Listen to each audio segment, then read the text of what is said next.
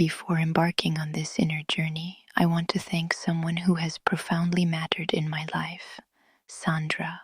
She is the one who introduced me to Moussa Nabati's book, Healing Your Inner Child. I was aware of the inner child and had already worked on it, but I was unaware of the existence of this incredible book, so thank you. And I want to say thank you, not only for this valuable advice, but for being there by my side during the most difficult moments, for everything we have gone through and learned together. Sandra, your light and support made this path possible, and what I am about to share today is also thanks to you. Now, let's talk about this extraordinary book. Healing Your Inner Child reveals a universal truth. Each of us carries an inner child within. This child is the most sensitive, vulnerable part, but also the most authentic part of our being. When he is hurt, he creates blockages, fears, and suffering within us that influence our adult life without us realizing it. According to Moussa Nabati, the inner child is the most sensitive and authentic part of ourselves. It is the echo of the child we once were, with its joys, dreams, but also its wounds, fears, and lacks. And the great revelation of this book is that this child has never disappeared. He lives within us. He influences our thoughts, our emotions, our choices, whether we are aware of it or not. If this child has been hurt by rejection, abandonment, lack of love, humiliations, or indifference, then these wounds remain active even into adulthood. They replay in our relationships, in our failures, in our blockages. The first fundamental lesson is recognition. Many adults are unaware of their inner child. We think that growing up means turning the page. We believe that the past is behind us. But the truth is, the past still lives within us. An adult who denies their inner child is often suffering without knowing why. Overreacting, such as sudden anger, jealousy, or inexplicable sadness, is often the voice of that child still crying out to be heard. The first step to healing is to say, yes, you exist within me. Yes, you have suffered, and yes, I will listen to you. 2. Embracing one's wounds. Recognition is not enough. One must also welcome.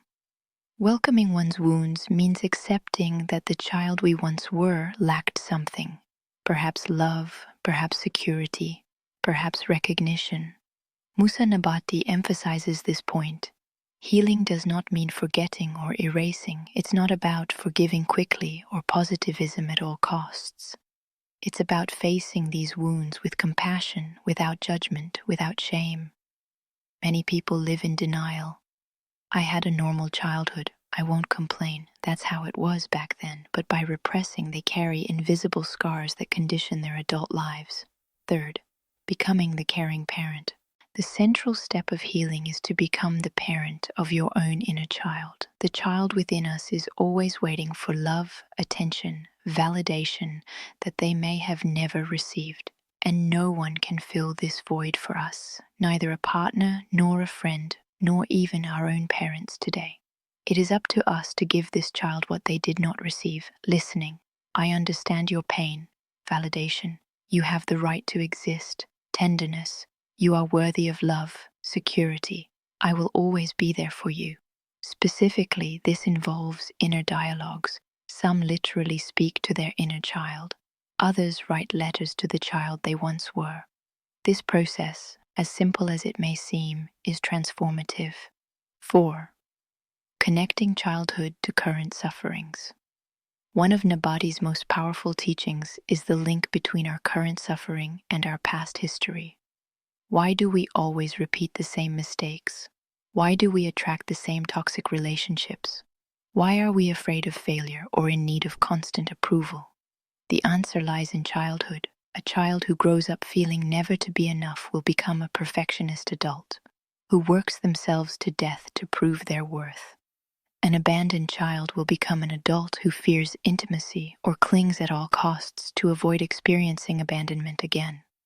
Until we make the connection, we believe it's our character, but in reality, these are wounds that are replayed. 5. Releasing joy and creativity. Healing your inner child is not just about bandaging wounds. It is also rediscovering the light we had as children, spontaneous joy, curiosity, creativity, the desire to play, to marvel.